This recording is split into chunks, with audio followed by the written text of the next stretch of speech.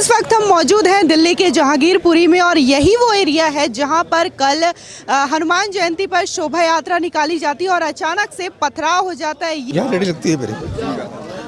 शाम को आया था मैं, एकदम भीड़ मच गई, रेडी पड़ गई। सिलेंडर ले गए और पतीले ले गए। भगदड़ में पत्थर मारे जा रहे, रुक नहीं रहे थे। तलवार भाले चक्कू लेके भाग रहे थे। हम भाग रहे थे, इधर को गेट बंद करा, गेट के अंदर सारे आ गए। अंदर पथराव करा तो सामने शीशे फोड़ दिए अलमारी के। हम नीचे तरपाई से छुपक गए। उसके बाद क्या हुआ, ये हमारे टप सिलेंडर उठा के भाग लिए। मैं कि भाई छोड़ दो, पंप पे पत्थर मारना शुरू कर दिया। और राशन वाली की बोरी उतारी, वो देखो, ये देखो मेरा ये सारा सामान पड़ा मेरा। आप देख सकते हैं यहाँ पे इनकी रेडी लगती थी और अचानक से ये लोग आए, दूसरे पक्ष के लोग, और पूरा सामान फेंक दिया, पूरा तहस नहस कर दिया। ये जो कांच के बिखरे हुए टुकड़े आप देख सकते हैं, उसी के साथ ही वो पूरी चीज़ें बिखरी हुई, किस तरीके से हालात और मंजर बयां कर रहे हैं आप खुद देख सकते हैं। किस चीज़ की रेडी लगाते थे आप? मैं फास्ट फूड खिलाता था, चौमिन फास्ट फूड सब बेचता था मैं। उसके बाद बहुत ड्रामा हुआ मेरे साथ। अपने वो बचाता रहा, मैं बचा नहीं। यहाँ पत्थर लगाता, भागा अंदर को, जो जहाँ बचाई मैंने, नहीं तो मेरा बुरा हाल था इस टाइम। इनका कहना है कि इनके दुकान का तो नुकसान हुआ ही, साथ ही साथ इन पर हमला करने की भी कोशिश की गई और इन्होंने कैसे भी करके अपनी जान बचाई। यहाँ से बाहर जा करके छुप करके इन्होंने अपना बचाव किया और अब सुरक्षित हुए खुद। गाड़ी खड़ी थी, उस गाड़ी को तोड़ फोड़ करा, उसमें आग लगाया तो मैं आग बचाई है। मैं आग मत लगा भाई, तोड़ दो, मत तोड़ उसको। अच्छा अंकल तोड़ रहे हो, आग लगाई। यहाँ पे 2 रेडी लगती थी, वो 2 हनुमान जयंती चक्कर में लगी। एक बंदे लगे जो भाग रहे हैं, उनके पत्थर मारे जा रहे हैं, कुछ भी आ रही नहीं है, जो हाथ में वही मार दे रहे हैं। अच्छा, ये जो कल चीजें देखने को मिली, क्या ये अचानक से हुई या फिर पहले से अल्टीमेटम या फिर ऐसी चीजें होती रहती थी? अपनी अजान का इंतजार कर रहे थे। 6:30 बजे अजान हुई है, उसके बाद उन्होंने रैली आराम से सीधी आ रही है, कोई टेंशन नहीं है। रैली सीधी आ रही है, बस पास से चौक से मस्जिद से पत्थरा सब हुआ है। और ये भगदड़ मची में क्यों मची, भगदड़ में क्या हो गया, मैं हो गया होगा। हम रेडी लगा खड़े थे, तो इधर भी खड़े थे, सब्जी रोटी वाला भी, नान रोटी वाला ये भी खड़ा था, मैं भी खड़ा था। मैं कोची होगा साइड में दब जाते हैं, हम सामान ढक रही रहते हैं, निकल जाएंगे। वो तो वहाँ से लूट पाट करते आ रहे, मार धाड़ करते आ रहे, किसी को बख्श नहीं रहे। जो हल्की टोपी पहना है, जो लड़की रंगी है, उसको तो ऐसे मार रहे थे, घोड़े की तरह मार रहे हो। उनके पास क्या थे, डंडा था, हनुमान जयंती डंडा हथियार उनके पास तो भाले तलवार चक्कू सब कुछ लेके मारे, ऐसे घुमा रहे, कट्टा बंदूक का भी घुमा रहे थे।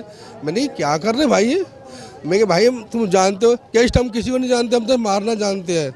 मैं अच्छा भाई, मैं तुम अजान का इंतजार कर रहे थे कि हाँ जी हम अजान का इंतजार कर रहे थे। बहुत जाम इतना पथराव करा उन्होंने मेरे पर, हम बचा के गली में बचे।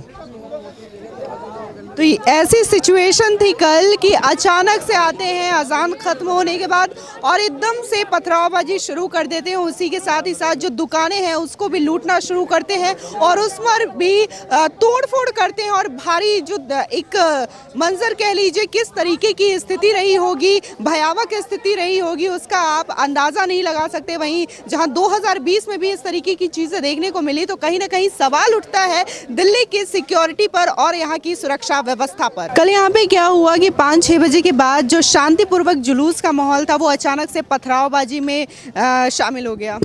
ऐसा था, हम तो शांतिपूर्ण से अपना जुलूस निकाल रहे थे, प्रसाद बांटते हुए आ रहे थे, तो मस्जिद के पास उनका अजान हो रहा था, तो हमने वहाँ पे अपना लाउड स्पीकर सब बंद कर दिया गया था। फिर अचानक से पथराव हमारे पे कर दिया और हमारे हनुमान जी की मूर्ति पर चढ़ के उन्होंने चप्पले जूते पत्थर तलवार तक हनुमान जी की मूर्ति पे मारा गया। हमें बड़ी मुश्किल से हम हनुमान जी की मूर्ति के सिर पे ले गए, अपनी जान पे खेलते। और कम से कम इनकी जनसंख्या होगी 2,500 से 3,000 होगी लोग उनकी। और छोटे छोटे बच्चों पे हथियार, बोतल पेप्सी की बोतल, दारू की बोतल और तलवार, गोलियां तक, यानी कि बंदूकें तक चली गई है यहाँ पे हमारे ऊपर। तो यहाँ पे ये चीज़ें बोली जा रही है कि जो हनुमान जी की मूर्ति है उसमें अचानक से उन लोगों ने चढ़ करके पथरावबाजी करनी शुरू कर दी और यहाँ पे जो छोटे छोटे बच्चे हैं उनके पास भी कट्टे तलवार और उसी के साथ ही साथ कांच की बोतलें भी मौजूद थी। और क्या हाँ, कल उतरने के लिए तो उसको भी शीशे विशे फोड़े हैं और 4-5 बोरी राशन की लूट ली गई है। और यहाँ पे बाइक खड़ी हुई थी, बाइक में आग लगा दी है, दुकानों में से गल्ला चोरी कर ली है और वहाँ की गली में घुस के पूरा पथराव हुआ है, हमारे गाड़ी पूरा नुकसान करा गया है। अच्छा, ये जो सिचुएशन है कल ही देखने को अचानक से मिली या फिर पहले से दबंग टाइप का रहता है? 50 साल हो गए यहाँ पे रहते हुए, हम सारे निवासियों को बड़े प्रेम से रहते हैं। कल पता नहीं क्या हुआ इन लोगों को जो हमारे ऊपर इन्होंने ऐसा करा। अच्छा, उन लोगों ने क्या पहले से कोई अल्टीमेटम या कुछ दे रखा था? अगर हम लेके जा रहे हैं तो हमारे 10 नहीं है, ये पूरी प्लानिंग थी ना कि इन्होंने हमारे ऊपर आक्रमण करा, नहीं तो इनके पास कहाँ से? तो इन्होंने पहले से ही मस्जिद के ऊपर से पत्थर पूरे, अभी आप जाके मस्जिद में देखो पूरे पत्थर मिलेंगे और शायद हटा भी गए होंगे, हटा दिए होंगे, ये चला गए, हम थोड़े से वैसे हैं, बस ये बात। अच्छा, जिस तरीके से देखा जा रहा है लगातार जो दिल्ली में चीज़ें हो रही हैं, 2020 में भी ये चीज़ें देखने को मिली, फिर अब भी वही चीज़ें देखने को मिल रही है, तो क्या कहना चाहेंगे? दिल्ली के सीएम जो है सुरक्षा व्यवस्था में कितना ध्यान दे रहे हैं? हम सुरक्षा व्यवस्था तो है ही नहीं, फ्री का लालच चल रहा है और फ्री की झांसे पब्लिक आ रही है और इससे ज़्यादा कुछ हो नहीं रहा है। उन्होंने पूरी चीज़ें तो केंद्र सरकार के ऊपर मढ़ दी है कि सिक्योरिटी की जो जिम्मेदारी होती है वो केंद्र सरकार की है। मैम सीएम भी तो केजरीवाल ही है, सीएम कोई दूसरा तो नहीं है, मोदी तो नहीं है। केजरीवाल को भी सोचना चाहिए, जब दिल्ली की पब्लिक ने उन्हें चुना है, वोट दिया है, किसी विश्वास पे दिया है ना, वो एकदम अपने हाथ खड़े तो कर नहीं सकते कि जो देखेंगे मोदी देखेंगे। आपको भी तो देखना है, आपके पास भी तो दिल्ली का प्रशासन है, शासन है, कुछ ना कुछ तो आपका भी रोल है इसमें। आप एकदम हाथ खड़े कर रहे हैं, ये चीज़ गलत है। ये जो जितनी सुरक्षा अब है, ये वारदात के बाद इतनी सुरक्षा जो इन्होंने अब दी है, अगर ये उतनी सुरक्षा एक दिन पहले ही लगा देते शायद ये हादसा ना होता। तो मेरे कहने का तात्पर्य है जो केंद्र सरकार को जो दिल्ली पुलिस या कोई भी फोर्स लगानी है तो हमारे त्यौहार या किसी के भी त्यौहार के एक दिन पहले डिस्ट्रीब्यूट कर देनी चाहिए। तो यहाँ पे जब हनुमान जयंती की रैली निकाली जानी थी, शोभा यात्रा, तो क्या कोई यहाँ पे सिक्योरिटी सिस्टम या पुलिस व्यवस्था नहीं थी? ऐसे ही जो ये जो बूथों पे लगाते हैं ऐसे ही कांस्टेबल लगे हुए थे, इतने रैली के साथ कोई पुलिस नहीं थी इतनी। और क्या नाम है, छुटपुट कहीं जहीं पुलिस लगा रही, जैसे आप पुलिस मंगाई है अच्छी, तो पहले से अगर डिस्ट्रीब्यूट कर देता तो शायद ये हादसा या ये घटना ना होती। मेरे कहने का तात्पर्य यह है कि जब भी आगे से कोई भी हिंदू हो या मुस्लिम हो, किसी का भी त्यौहार हो, तो केंद्र सरकार को जो है पुलिस का अच्छा इंतजाम करना चाहिए, अच्छी मतलब पोजीशन पे पुलिस लगानी चाहिए। आप जानते हैं जहांगीरपुरी है, हर एरिया में कुछ ना कुछ होता ही रहता है। तो यहाँ पे जो लोग हैं उनका ये कहना है कि जो पुलिस व्यवस्था और जो सुरक्षा व्यवस्था आज देखी जा रही है, शायद वो कल होती तो ये जो घटना है वो ना हुई होती। यहाँ पे कुछ और भी लोग हैं, हम उनसे भी बात करते हैं। बताइए कल क्या चीज़ें हुई, बताइए। सुनी हूँ, हम लोग के नहीं पता है, यही भैया के पता है सब कुछ।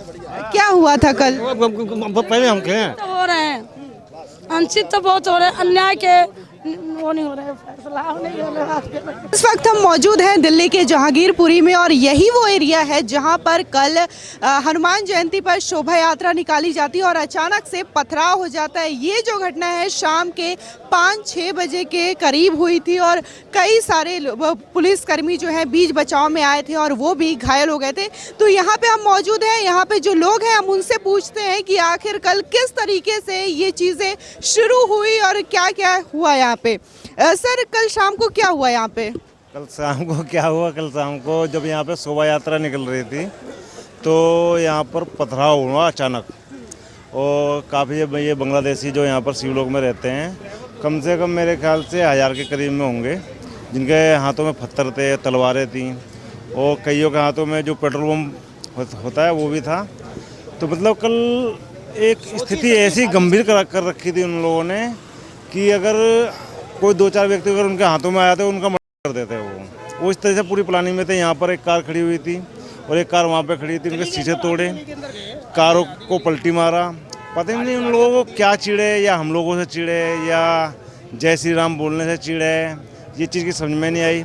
मगर बहुत गलत हुआ क्योंकि मेरी ये दुकान के सारा टीन भी तो सब तोड़ ताड़ दी, सारी पाइप तोड़ ताड़ के ले गए सारे यहाँ से, और क्या बताएं अब। अच्छा, पहले से कोई चेतावनी आप लोगों को दी गई हो कि शोभा यात्रा ना निकालो या फिर इस तरीके की चीज़ें होगी, या फिर अचानक से हो गई? नहीं, ऐसा तो कुछ नहीं था। खैर ऐसा कुछ नहीं है, शोभा यात्रा तो हमेशा निकालते हैं, हर साल निकालते हैं, मगर सर आप कह रहे हैं कि कोई सोची समझी साजिश हो सकती है। हाँ जी 100% है मैम, क्योंकि जिस हिसाब से वो तलवारें हैं, डंडे हैं, पत्थर हैं, और जितनी भी पब्लिक अंदर तक गई है आप देखोगे तो अंदर तक गाड़ियाँ तोड़ रखी है इन्होंने, गली के अंदर तक तोड़ रखी है, तो रोड की छोड़ो गली के अंदर तक तोड़ रखी है, तो कोई साजिश रही होगी तभी तो इन्होंने किया है।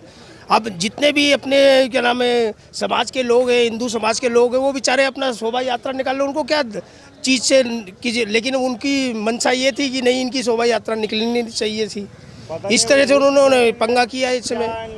क्या लोग चाहते हैं हम लोगों को तो समझ में आ नहीं रहा, या हम लोग अपना भी धर्म चेंज करें या अल्लाह बोलने लग जाएं, मुझे तो इस चीज़ को समझ में नहीं आ रहा, या हम लोग इस देश में रहना बंद कर दें, या मैं तो भाई एक सरकार से ये अनुरोध करना चाहता हूँ कि कोई ऐसा एक कठोर कानून बनाए जो हम लोग कम से कम सुरक्षित रहें। मेरी आप लोगों के द्वारा ये एक विनती है उन लोगों सरकार से कि कम से कम वो कोई ऐसा कदम उठाएं जो हम लोग सुरक्षित हो, नहीं तो ये आने वाले समय में तो हमें लग रहा है कि कुछ गंभीर ही हालत होंगे यहाँ पर, शायद हम लोग यहाँ से मकान बेच के जाना पड़ जाए हम लोगों को, क्योंकि जिस हिसाब से जो कल का माहौल था तो कल का माहौल नहीं हो रहा है मैम, हिंदू समाज के लिए कुछ भी नहीं हो रहा है, जो भी आरक्षण है, जो भी मूल भुगता है, इनके लिए सुविधा है, हिंदू के लिए कोई सुविधा नहीं है। हिंदू अब वहाँ से देख लो, इतने इन्होंने आए हैं यहाँ पर दंगा करके गए हैं, क्या सुविधा मिली हमको? कोई फोर्स नहीं, 1-1.5 घंटे तक इन्होंने बवाल किया है, दुकानें तोड़ी है, दुकानें लूटी हैं, गाड़ियाँ फूकी हैं, गाड़ियाँ जलाई हैं, गाड़ियाँ तोड़ी है, गली के आधी गली तक इन्होंने तोड़ा, तो क्या किया इन्होंने बताओ। अच्छा जिस तरीके से चीज़ें देखी जा रही हैं तो ये क्या पहली बार हुआ है शोभा यात्रा, या फिर पहले निकलता था लेकिन शांतिपूर्वक ढंग से हमें? पहली बार हुआ ये मैम, पहले आज तक हुआ ही नहीं। आज तक शोभा यात्रा में कभी ऐसा नहीं हुआ, लेकिन इन्होंने पहले से साजिश बना रखी थी, इन्होंने किया ये काम 100% किया, इसमें कोई दो राय नहीं है। तो यहाँ पे जो लोग मौजूद हैं उनका ये कहना है कि ये सोची समझी साजिश का हिस्सा हो सकता है, क्योंकि यहाँ पे पहले भी जुलूस निकलते रहे हैं, लेकिन इस बार ऐसा वाकया देखने को मिला जब इस तरीके की घटना हुई, पथरावबाजी हुई। और भी लोग हैं, और भी लोगों से बात करते हैं, क्या हुआ था यहाँ पे कल शाम को और किस तरीके से पथरावबाजी शुरू हुई? यहाँ तो शांतिपूर्वक रैली निकल रही थी, करीब 4 रैलियाँ निकली हैं और तगड़ी रैली निकली है, कोई लड़ाई नहीं, कोई झगड़ा नहीं, लेकिन शाम को अचानक एकदम ही भगदड़ मच गई, और जब भगदड़ मची तो सारे लोग तितर-बितर हो रहे थे, और ये देखा गया यहाँ लूटमार काफ़ी हुई है, काफ़ी गाड़ियों को आग लगाया गया है, पब्लिकों की चोट लगी है, यहाँ तक पुलिस वालों की पर फायरिंग करी गई है, और यहाँ के इंसान ऐसे हैं कि किसी के पास कुछ लड़ने का मतलब लड़ाई तो चाहते ही नहीं बिल्कुल भी। वहाँ का हिसाब किताब थोड़ा टेढ़ा है, क्योंकि वहाँ पर जो है पहले से ही मुझे लगता है तैयारी करके खड़े हुए थे।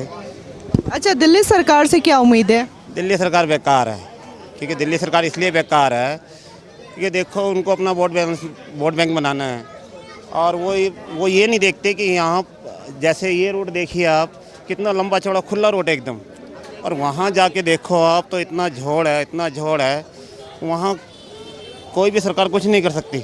वो कहती है हमारे को वोट दो, तुम जो मर्जी करते रहो, उनको सिर्फ वोट से मतलब है। अच्छा लेकिन दिल्ली के सीएम ने तो ये बोल दिया है कि ये जो सुरक्षा व्यवस्था है वो केंद्र सरकार के हाथ में है। तो केंद्र सरकार करेगी, अब कुछ ना कुछ जो एक्शन उठाएगी।